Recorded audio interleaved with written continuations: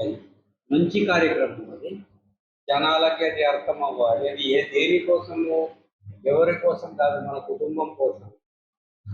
మనం మంచి ఆహారం తిన్నప్పుడు మంచి ఆరోగ్యంగా ఉండగలుగుతాము. సమృద్ధిగా మన ఆలోచన కూడా ఉంటుంది. అంటే ఒక గజబిజ ఆలోచనలు ఏది చెప్పినా కూడా వాళ్ళకు అసలు బుద్ధికి పట్టట్లేదు. అది ఎందుకు జరుగుతుందంటే దీనికి అన్నిటికి కారణం ఆహారం. ఆహార లోపం జరిగితేనే మన రక్తంలో లోపం జరుగుతుంది. రక్తంలో లోపం జరిగితేనే ఆలోచన శక్తిలో కూడా లోపం జరుగుతుంది. ఆయన ఆలోచించే ఆలోచనలు కూడా మార్పులు వస్తాయి. ఇక్కడ ఏ ఆహారం తింటున్నామో దానిలాగానే ఆహారంలో ఉండేటటువంటి శక్తి లాగానే అక్కడ ఆలోచన శక్తి కూడా మార్పు చెందుతుంది. మనం ఎంత చెప్పినా కూడా వాళ్ళకి అర్థం కాదు. ఇక్కడ ట్రైబ్స్ ఆదివాసి ఎక్కువ చెప్పడం జరుగుతుంది. ప్రస్తుతం లేదంటే 6th 7th క్లాస్ నుంచి ఈ ఫీల్డ్లో ఉన్నాయి. బాబా దగ్గర చిన్న చిన్న కార్యక్రమాలు చేస్తూ అక్కడ కొంతమందికి అవి అర్థమవుతున్నాయి. ఇంతవరకు కూడా కొంతమందికి అర్థం అవుతుంది. అది ఎందుకు అర్థం కాదంటే మనం అనుకుంటాం, చూడరా వీరికి ఏం అర్థం కాదురా అది ఇది అనుకుంటాం, అలాగే వాడిని వదిలేస్తాం. అలా కాదు, వాని శరీరంలో ఏదో లోపం జరుగుతుంది. వీళ్ళకు మినిమం ఎన్ని సంవత్సరాలకి ఇది అర్థమవుతుంది అది చెప్పండి. అంటే ఏదైనా ఒక మంచి మాట చెప్పినప్పుడు అర్థం చేసుకోవాలి. అంటే ఇంకా ఎన్ని రోజులు ఎన్ని సంవత్సరాలు వీళ్ళకి కట్టాలి అంటే ఇక చెప్పలేము. అది మాత్రం కాదు. వీళ్ళలో అంగాలలో ఉండేటటువంటి అవయవాలు అంత మోతాదులో ఒకవేళ అభివృద్ధి చెందితే, శుద్ధి కావింపబడితే అప్పుడు తప్ప వీళ్ళు మాత్రం ఖచ్చితంగా అనే రిపోర్ట్ వచ్చింది. అది ఆహారం వలన కావాలన్నా, లేకుంటే ఏదైనా ఈ మాటలు అంటే ప్రసంగాలు, ప్రవచనాలు ఇలాంటి దాంట్లో కావాలన్నా, లేకపోతే గొప్ప గొప్ప మహా సిద్ధ పురుషుల దగ్గర ఏదైనా దర్శనం తీసుకుంటే అలా కావాలన్నా, లేకపోతే ప్రతినిత్యం ఒక మందిరానికి అలవాటు పడి ఆ మందిరంలో పోవడం, భజనాలు, ప్రార్థనలు, ఏదో ఒక పూజ ఏదైనా చేయాలి, వానికి ఇష్టం వచ్చినట్టు చేయాలి. కానీ ఒక దివ్యక్షేత్రంలో ఆయన ఉండాలి. ఏ విధంగా ఉంటే బాగుంటుందనే ప్రశ్న నాకు మిగిలిపోయింది. ఇది కదా ప్రతి మనిషికి అర్థం అవ్వాలి. తనను తాను గురించి మొదలు అర్థం అవ్వాలి. దాని తర్వాత తన పక్క ఉన్నవాడు ఎవడు, ఆయన గారెవరు నా పక్కనే ఉన్నారు. ఆయన పరాయి జాతి వాడు కావచ్చు, మన జాతి వాడు కావచ్చు, కానీ పక్కన ఉన్నాడు. ఆయన ఎవరు, నేనెవరిని, తర్వాత నేనేమైపోవాలనుకుంటున్నా. ఈ 3 ప్రశ్నలు వస్తాయి.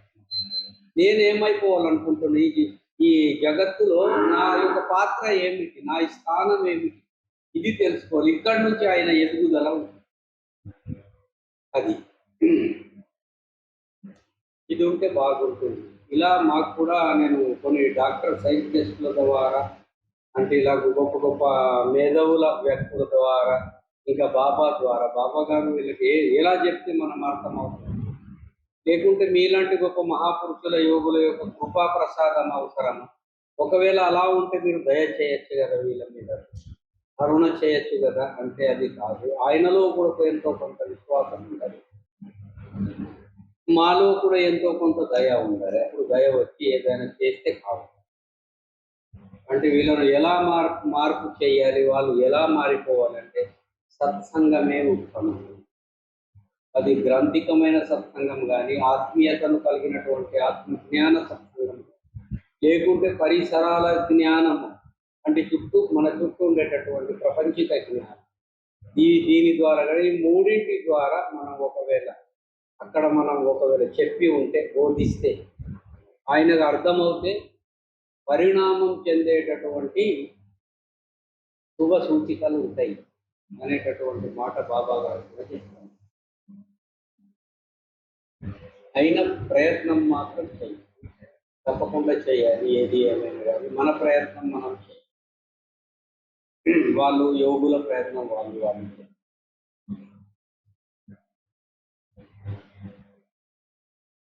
చిన్న చితకొమ్మ కానీ మనకు కూడా ఇక్కడ మంచి ఏదో ఒకటి చేసుకోవాలి. మనం పుణ్యకార్యాన్ని ముందుకు తీసుకుపోవాలి. మనిషి యొక్క ధర్మం అదే. అవును, కొంతమంది అంటారు మన హిందూ ధర్మం అరే నాయనా, నువ్వు హిందువుగానే పుట్టినప్పుడు నీ ధర్మం ఏమిటి? కుక్కకు ధర్మం ఉంది, నక్కకు ధర్మం ఉంది, గోవుకు ధర్మం ఉంది, గోదకు ధర్మం ఉంది, ఒక చీమకు కూడా ధర్మం ఉంది. దాని ధర్మం ఎలా ఉందో అలాగే ఉంది. మనిషి యొక్క ధర్మమే చెడిపోయింది. ఇది ఆ చెడిపోయింది ఎలా చెడిపోయింది? దానిని కొంచెం ఏదో శుద్ధి చేసే ఏదైనా మన దగ్గర సబ్జెక్ట్ ఉంటే, ఏదైనా అలాంటి విషయం ఉంటే దానిని మనం బయటకు చెప్పాలే కానీ, లేకపోతే ఈ ధర్మం ఆ ధర్మం ఏ ధర్మం అన్నా కూడా మనిషి తాను ఎలా నడవాలో మొదలు నేర్చుకొని ఇదే ధర్మం. దీనికంటేను ఇంక ఉత్తమమైన ధర్మం ఏది లేదు. ఇప్పుడు ఒక మామిడి చెట్టు ఉంది. అది ఇప్పుడు కాదు, ఎప్పటి నుంచో అది పులుపుగానే ఉంటుంది. ఒక చెట్టులోని ఒక పండును కాయను మనం తీసి తిన్నప్పుడు అది బాగా పుల్లగానే ఉంటుంది. ఒకటి కొంచెం తీయగా ఉంటుంది. పండినప్పుడు అన్ని తీయగానే ఉంటాయి. అది పండినప్పుడు తీయగా ఉంటాయి. కొన్ని కాయలు తీయగా ఉంటాయి, కొన్ని పులుపుగా ఉంటాయి, రకరకాలుగా ఉంటాయి. అవి కానీ దాని ధర్మం ఏమిటి అంటే మనం చెప్పగలము. పులుపు ధర్మం అన్నం అనుకోండి, మామిడి కాయ యొక్క ధర్మం పులుపు ధర్మం. అది ఎప్పుడు పుల్లగానే ఉంటుంది, అంటే పండిన తర్వాత మరి మారిపోతుంది కదా. ఇప్పుడు మామిడికాయ యొక్క ధర్మము తీయగా ఉంటుంది, అంటే అది పుల్లగా ఉంటుంది కదా. దాని జన్మానికే పుల్లగా. కానీ ఆ చెట్టును తిరిగి చూస్తే, ఆకును తిరిగి చూస్తే అది పుల్లగా ఉంటుంది. దానికి 3 రకాలైనటువంటి ప్రకృతి ధర్మాలు భగవంతుడు ఆశీర్వదించబడ్డాడు. అలాగే మనిషికి కూడా ఒక సంసారిగా, రెండవది పుణ్యాత్ముడిగా, మూడవది ధర్మాత్ముడిగా, నాలుగవది ఆధ్యాత్మిక అధ్యాపకుడిగా ఆశీర్వదించాడు. అయినా నన్ను చేరుకునే మార్గం ఇదిరా నాయన. నువ్వు ఎక్కడ పండుతావు? సంసారంలో బాగా పండినప్పుడు సంసారం సుభిక్షంగా ఉంటుంది. పిల్లలు, పాపలు, తన కోడళ్ళు, వీళ్ళంతా కూడా బాగుంటారు. అది మనము సంసారంలో పండినట్టు. మాకేమీ తక్కువ లేదు, భగవంతుడు మాకు ఇచ్చిన మేరకు ఏది తక్కువ ఇవ్వలేదు అని సంతృప్తియే మనం పండడం అని అర్థం. ఇప్పుడు పుణ్యంలో పండడం అంటే బాగా పుణ్యాలు చేసి అది మీరు ధన రూపేణ పుణ్యాలు చేస్తారా, అన్న రూపేణ పుణ్యాలు చేస్తారా, లేకపోతే ఏదైనా మనకు ఇప్పుడు మీరు వచ్చినప్పుడు మాకు విలసేడు నీళ్ళు ఇచ్చారు, ఇలాగే జల రూపంలో పుణ్యాలు చేస్తారా, లేకపోతే జ్ఞాన రూపంలో పుణ్యాలు చేస్తారా? జ్ఞాన బోధించడం, జ్ఞానం వాళ్ళకి ఇవ్వడం, ఇది కూడా ఒక రకమైనటువంటి పుణ్యం. ఇది పుణ్యకార్యం. ధర్మాచరణం అంటే ధర్మకార్యం. అలా నడుచుకోవడం, కేవలం నడుచుకోవడం. ఇక్కడ అది ధర్మంలో పండాలి అంటే సంపూర్ణముగా తాను ఏ విధంగానైతే మన సనాతన ధర్మం ఉంటుందో ఆ విధంగా నడుచుకోవాలి. అది ఆయన ధర్మంలో కూడా పరిపూర్ణతను, పరిపక్వతను చెందినటువంటి, పూర్తిగా పండినటువంటి దశ. ఇప్పుడు దానిని దాటితే, ధర్మాన్ని దాటితే అక్కడ సంసారము, ఇక్కడేమో పుణ్యము. దీనిని దాటితే ధర్మము, ధర్మాన్ని దాటితే ఆధ్యాత్మికం. ఆధ్యాత్మికం అంటే కేవలం ధ్యానం చేయటం మాత్రమే. ఇక్కడ కూడా సంపూర్ణంగా ఒకవేళ మనం పండినాం అనుకో, ఇక అది సద్గురువుని యొక్క కృపాకాఠం. ఇక్కడ కూడా సంపూర్ణముగా పండితే ఇక మాకు మిగిలేది ఏమీ లేదు, వెనక మిగిలింది ఏమీ లేదు, ఇక ముందు కూడా మాకు ఎక్కడైనా మిగిలి ఉందా అంటే అక్కడ కూడా లేదన్న. అది మోక్షం. ఇది పూలాజీ బాబా గారు ఏదైతే చెప్పారో, ఇక్కడ చాలా వరకు కొంతమంది మంచి ధ్యానాలు చేస్తున్నారు. అంటే ఎలాంటి కన్ఫ్యూజ్ అవ్వకుండా, తికమక పడకుండా చేస్తున్నారు. కొంతమంది తికమకలో కూడా ఉన్నారు చాలా మంది. ఎలా చేయాలి, ఏం చేయాలి, ఏ విధంగా ఇలా కూడా కొంతమంది ఉన్నారు. ఇందులో మనము విజయం సాధి అక్కడి నుంచి రావాలి, సంసారం నుంచి ఆధ్యాత్మికం వరకు ఇది కూడా కావాలి. ఇది మన ధర్మం. దీనిని అంటారు, ఇక నువ్వు మనిషి ధర్మం అనుకోండి, మానవ ధర్మం అనుకోండి, లేకపోతే నా జీవిత పరమార్థం అనుకోండి, లేకపోతే సనాతన ధర్మం అనుకోండి, లేకపోతే హిందూ ధర్మం, ఇంకో ఏదైనా ధర్మం అనుకోండి. కానీ ఈ ధర్మానికి సంబంధించినటువంటి నిర్వచనం మాత్రం ఇది చాలా గొప్పది. చాలా మంది దీనిని మర్చిపోయారు. నేను అప్పుడప్పుడు చూస్తాను కదా, చెబుతూనే ఉన్నారు, కానీ ఎక్కడో ఒక చోట తక్కువ కూడా చెప్తున్నారు, తప్పిపోయినట్టు చెప్తున్నారు. ఇది చెప్పకూడదు. ఒక్కసారి నేను తప్పు చెప్తే విన్నవాడు ఎంత నాశనం అయిపోతాడు. ఆయన ఒకడే విన్నాడు కావచ్చు, కానీ అక్కడ ఇంకో నలుగురికి చెప్తాడు, ఆ నలుగురు నాశనం అయిపోతారు. నలుగురు 40 మందికి చెప్తారు, వాళ్ళు నాశనం అయిపోతారు. తప్పకుండా ఇలా నాశనం చేయకుండా ముందుకు తీసుకుపోవాలి. అది కాదు, కనీసం మీరు భూపోషణ అనే కార్యక్రమం చేస్తుంది. అది మంచిది. అంటే మంచిది. భూ అంటే మంచిది, అమృత తత్వంతో కూడుకున్నటువంటిది. సుగంధంతో మనకు ఎలా వాసన వస్తుందో అలాంటిది మన ఆరోగ్యానికి ఏదైతే అవసరం, శ్వాసకు సుగంధం ఎంత అవసరం అంటే మంచి గంధం ఎంత అవసరం, ఆ విధంగా ఆరోగ్యానికి మంచి జీవకణాలు అవసరం. ఆ జీవకణాలు చంపేటటువంటి కెమికల్ నుంచి నువ్వు బయటికి రా. నువ్వు మంచి ఆహారం తిను. లేదంటే కొన్ని రోగాలకు నువ్వు దూరం అయిపోతావు. ఆ రోగాలు రానియకుండా ఆ ఆహారాన్ని నువ్వు కాపాడుతుంది.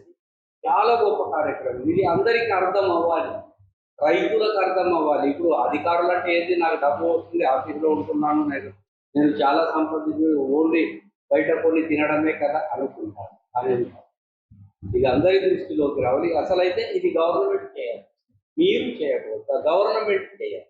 కానీ గవర్నమెంట్ చేసే పనులను మీరు చేస్తున్నారు, ప్రభుత్వాలు చేయాలి. ఎందుకంటే అధికారం ఉంది కదా. అధికారం దేనికోసము? ప్రజలను నాశనం చేయడానిక, లేకపోతే ప్రజలను ఇబ్బందిలో పెట్టడానిక, లేకపోతే ప్రజలను మంచి వైపు తీసుకుపోవడానికి? ఇది అర్థం చేసుకోండి. వ్యతిరేకతతో కూడుకున్నటువంటి మాట కాదు.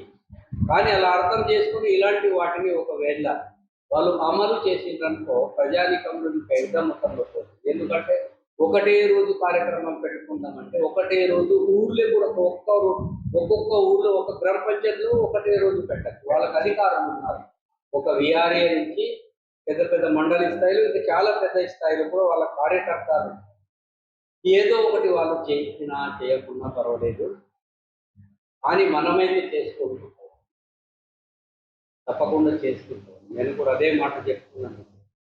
మీరు చేయండి, ఏదైనా చేయండి, కానీ నీవు తినే ఆహారాన్ని నువ్వు నీ చేతులా పండించి అలా మంచిగా సమృద్ధిగా తిని ఆరోగ్యంగా బతుకును. ఇది చెప్తుంది. సమయం